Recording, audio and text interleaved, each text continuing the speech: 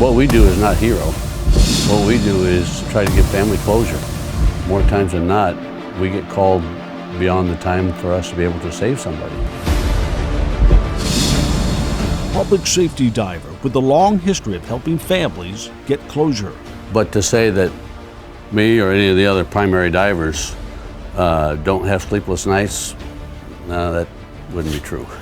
We have sleepless nights. And a Christmas memory that he will never forget as he takes us to the heart of his story.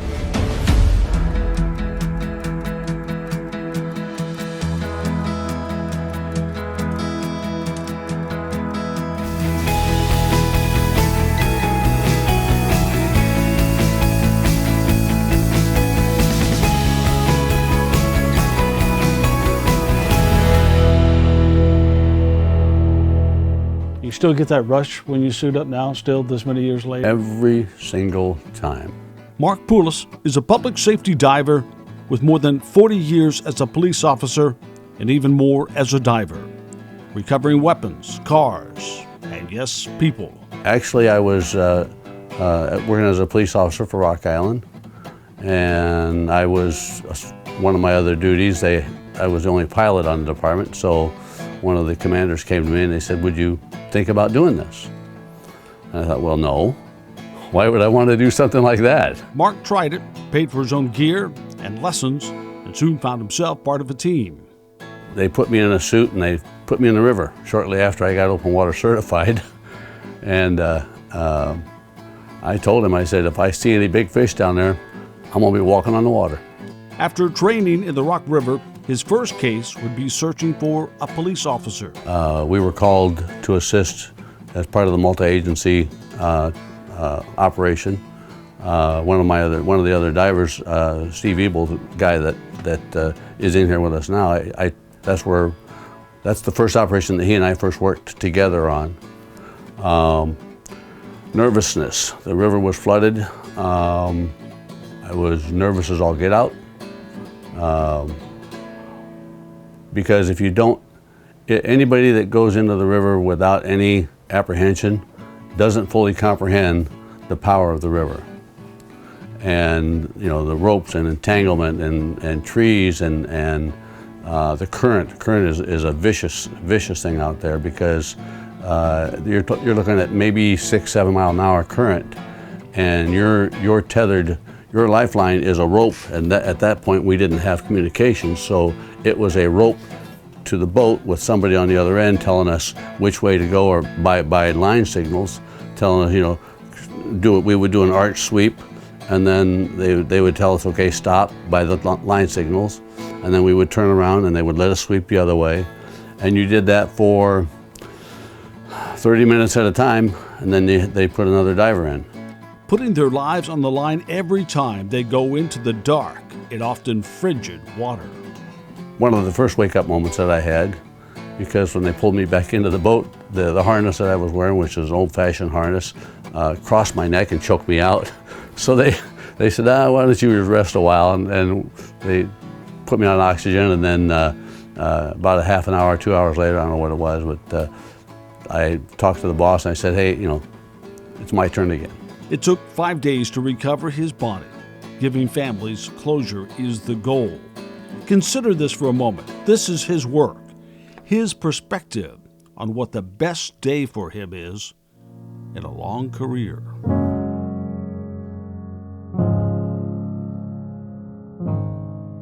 Your best day and your worst day. You can answer those in any order you'd like. My best day was recovering the body of a young man.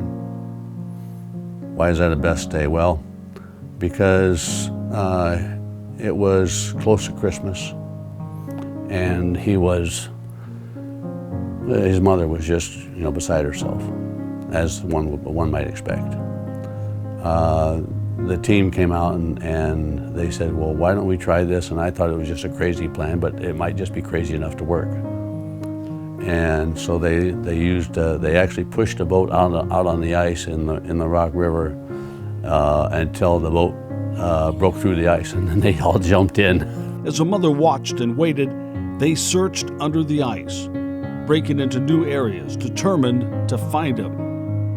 and I reached back with my right fin, and I felt something on my fin tip. And I said, wait a minute, give me about 2 foot of rope. They gave me 2 foot of rope, and there he was. So it was a matter of finding him, and I said, I've got him, pull us back in. And I had to laugh because one of them said, well, don't let him go. And I said, only God can take this young man from me right now because I've got him. And we brought him back in, and we delivered him home to his mom. That was the best day. I'm never sorry that I found someone, because they know that the person's drowned. I'm sorry for your loss. I wish that I didn't have to be here. But if anybody's going to bring their loved one back to you, I'm glad it's our team. By 2011, the 4-person board formed a local dive team, now Class 2 FEMA team, all at no cost to the departments they serve, each person giving so much of themselves.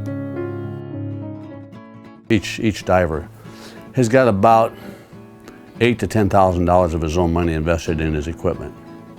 And that doesn't include the parts that we have to have for the mask, or the tanks that we have to get, or recently, because these ropes wear out, we have to replace the ropes, replace our communications equipment. So it's a labor of love for the team members.